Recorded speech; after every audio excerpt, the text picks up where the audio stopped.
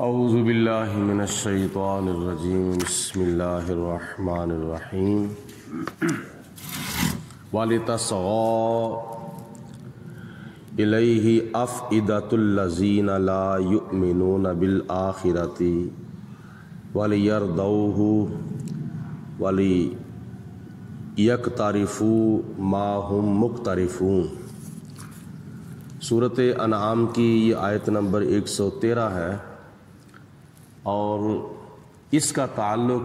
پچھلی آیت مبارکہ کے ساتھ ہے، یعنی اس کے مضمون کا جو تعلق ہے وہ گزشتہ آیت مبارکہ کے ساتھ ہے۔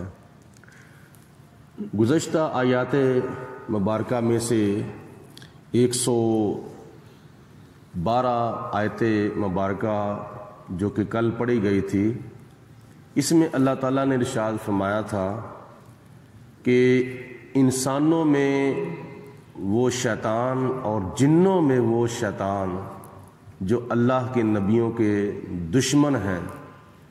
وہ ایک دوسرے کے کانوں کے اندر سرگوشیاں کرتے ہیں ان باتوں کی جو باتیں ایک دوسرے کو دھوکہ دینے کے لیے ہوتی ہیں۔ اور اس آیت مبارکہ میں اللہ تعالیٰ نے اس کی وضاحت فرمائی ہے، وَلِتَصْغَىٰ إِلَيْهِ أَفْئِدَةُ الَّذِينَ لَا يُؤْمِنُونَ بِالْآخِرَةِ، اور تاکہ ان کے دل ان باتوں کے اندر پھنس جائیں جو لوگ آخرت کے اوپر یقین نہیں رکھتے، یعنی وہ ایک دوسرے کو دھوکہ دینے کے لیے جو باتیں سرگوشی کے طور پر ایک دوسرے کے کانوں میں کرتے ہیں دھوکہ دینے کے لیے، اس لیے اللہ تعالیٰ فرماتا ہے کہ میں ان کو ان کے حال کے اوپر چھوڑتے ہوئے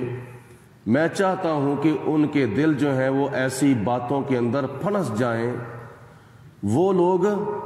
جو آخرت پر یقین نہیں رکھتے، یعنی اللہ کے نبیوں کے دشمن اور جو انسانوں میں شیطان ہیں، جو جنوں میں شیطان ہیں،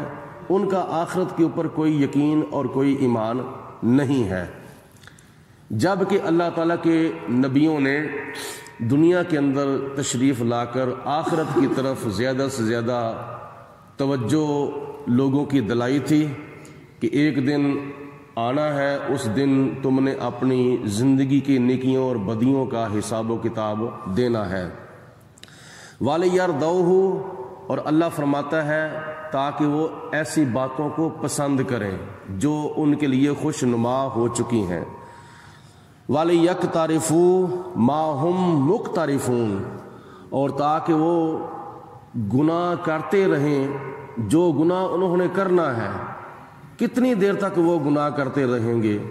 ظلم کرنا ظالم تو پچھتائے گا، صدا نام اللہ کا رہ جائے گا۔ آگے اللہ تعالیٰ ارشاد فرماتا ہے،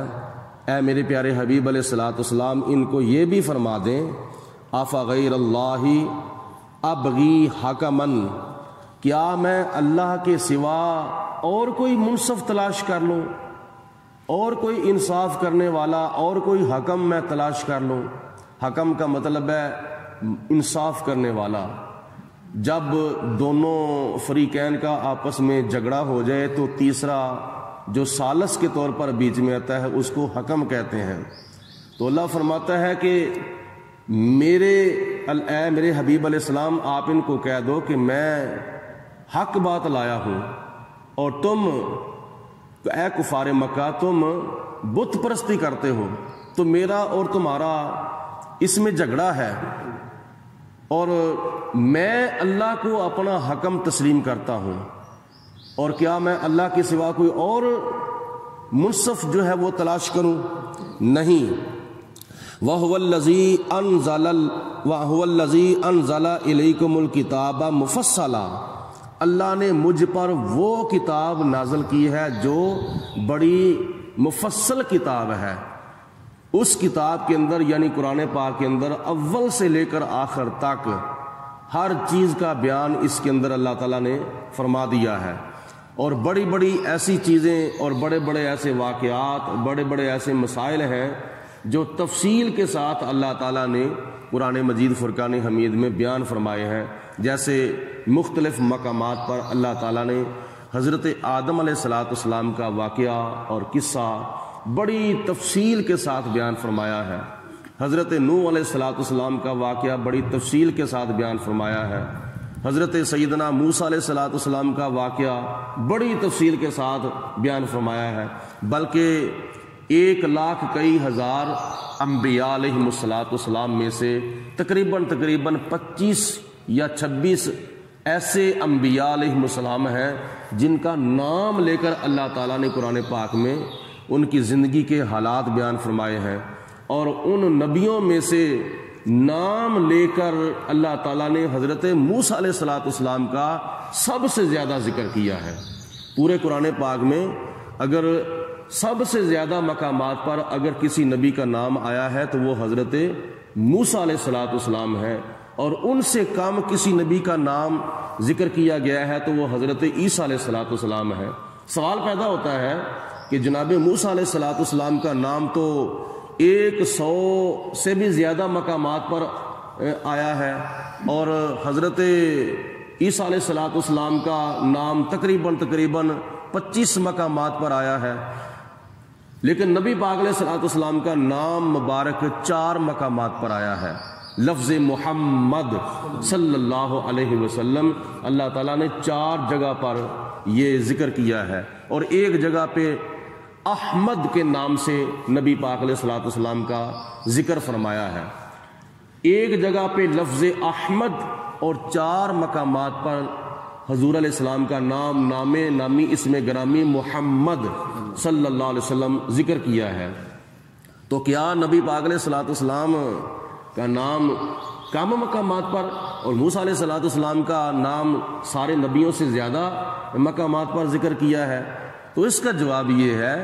کہ لفظ قل، جس کا معنی ہے اے میرے حبیب علیہ السلام آپ فرما دیں، اگر اسی لفظ کو اکاؤنٹ کیا جائے تو یہ سینکڑوں کے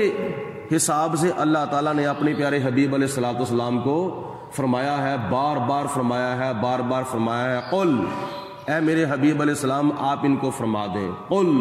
هو اللہ احد، قل اعوذ برب الفلق، قل اعوذ برب الناس، قل یا ایھا الکافرون، قل ان کنتم تحبون اللہ فاتبعونی یحببکم اللہ۔ یہ لفظ قل جو ہے نقطوں والے کاف کے ساتھ، یہ تقریباً 300 سے زیادہ مقامات پر اللہ تعالیٰ نے یہ لفظ قل استعمال فرمایا ہے، تو اس سے مراد نبی پاک علیہ السلام مخاطب ہیں۔ تو اسی طرح نبی پاک علیہ السلام کے اوصاف، حضور علیہ السلام کی خصوصیات اور نبی پاک علیہ السلام کے معجزات، آپ کے کمالات تو بے شمار مقامات پر اللہ تعالیٰ نے ذکر فرمائے ہیں، بلکہ یہ سارے کا سارا قرآن نبی پاک علیہ السلام کی صفت و ثنا اور آپ کی نعت کا ایک گلدستہ ہے۔ تو اس لیے اللہ تعالیٰ نے بڑے بڑے مسائل بڑی تفصیل کے ساتھ قرآن پاک میں بیان فرمائے ہیں۔ والذین آتیناہم الکتاب یعلمون، اور وہ لوگ جن کو اللہ تعالیٰ نے یہ کتاب عطا فرمائی ہے وہ اس کو جانتے ہیں کہ یہ اللہ تعالیٰ کی طرف سے حق ہے، اللہ کی طرف سے سچ ہے، یعنی مسلمان جانتے ہیں اس کتاب کے بارے میں یہ کلام اللہ سچا کلام ہے اور اللہ کی طرف سے ہے۔ انہ منزل من ربک بالحق، اور بے شک یہ کلام یعنی یہ قرآن پاک آپ کے رب کی طرف سے سچائی کے ساتھ اور حقانیت کے ساتھ نازل کیا گیا ہے۔ فلا تکونن من الممترین، تو اے قرآن پڑھنے والے، اے قرآن سننے والے، تم شک کرنے والوں میں سے نہ ہو جاؤ، کیونکہ یہ قرآن پاک ایسی کتاب ہے جس کے اندر لا ریب فیہ، کسی قسم کا کوئی شک نہیں ہے، کوئی شبہ نہیں ہے، یہ شکوک و شبہات سے پاک کتاب ہے۔ تو ہمارا قرآن پاک کے اوپر یقین ہونا چاہیے اور پکا ایمان ہونا چاہیے کہ خدا کی ذات بابرکات نے اس قرآن کے اندر ہمارے لیے اگر کوئی میٹھا فیصلہ کیا ہے تو وہ بھی ہمارے لیے بہتر ہے، اگر کوئی کڑوا فیصلہ کیا ہے تو وہ بھی ہمارے لیے بہتر ہے، اگر اللہ کے فیصلوں کے اوپر ہم عمل کریں گے تو دنیا کے اندر بھی کامیابی ہوگی اور قبر کے اندر بھی کامیابی ہوگی اور حشر کے اندر بھی کامیابی ہوگی. دونوں عالم میں تمہیں مقصود گر آرام ہے، اس کا دامن تھام لو جس کا محمد نام ہے. صلی